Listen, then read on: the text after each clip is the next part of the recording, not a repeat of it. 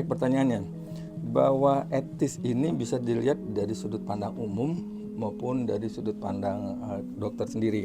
Artinya untuk kepentingan umum, apa keputusan etik itu bisa ditetapkan apa bagi dokter. Oke, kita bahas yang pertama mengenai secara umum, bahwa etik itu bersifat plural. Semua bisa bicara benar dan salah dalam aspek pendapat masing-masing. Tidak ada masalah, secara itu normal-normal saja adanya perbedaan. Cuma yang penting tidak menyeberang, tidak ada kebebasan yang lain, orang lain itu yang dilanggar. Itu namanya etik secara plural. Bahwa jadi untuk secara umum di tengah masyarakat itu ada dua pandangan. Etik secara masyarakat yang lebih tradisional, bukan masyarakat tradisional ya, lebih tradisional, itu di mana etika itu ditentukan, dipengaruhi oleh budaya setempat, oleh hukum setempat, tekanan sosial bahkan.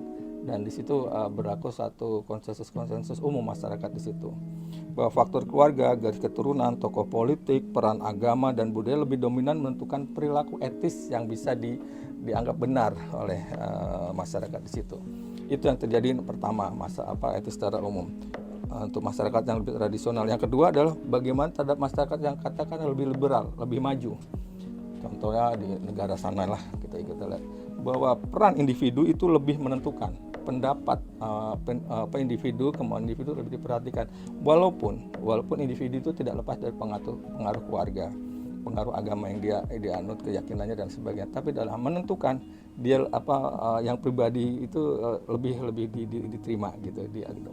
Semua itu tentunya tidak bisa dianggap salah karena berlandaskan pada prinsip dari Universal of Human Right, di mana setelah hak asasi manusia terkandung dalamnya hak untuk hidup, bebas dari diskriminasi, bebas dari siksaan dan kekejaman, bebas dari perilaku tidak manusiawi dan tidak pantas, bebas beropini dan berekspresi, persamaan dalam mendapat pelayanan umum serta pelayanan medis.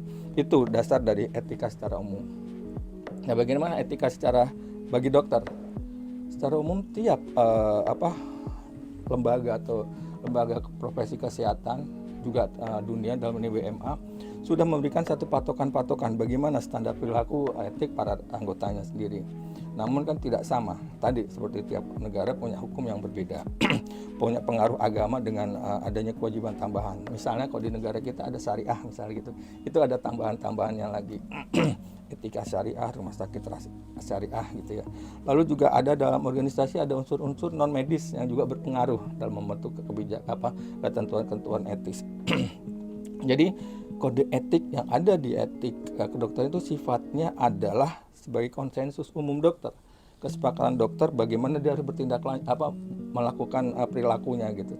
Jadi penting poin di sini adalah pada saat dokter harus memutuskan untuk dirinya sendiri putusan etik apa yang akan dilakukan, akan sangat bermanfaat kalau dokter tersebut bisa melihat apa yang dilakukan dokter di tempat lain pada saat kasus itu terjadi di dia dan dalam situasi yang sama. Ini akan sangat membantu.